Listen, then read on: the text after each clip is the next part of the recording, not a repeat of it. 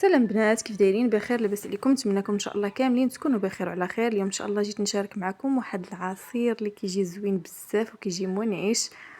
عندي حامضه وليمونه وبنانه وتفاحه وثلاثه ديال الفريزات اللي قطعت كل شيء، غسلتهم وقطعتهم مربعات. ديك الحامضه والليمونه قشرتهم، حيدت منهم ديك القشره البيضاء وحيدت منهم هذيك العظيمات ديالهم.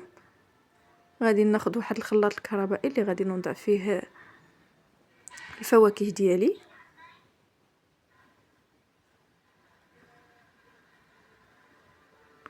وغادي نضيف تقريبا لتر من الماء.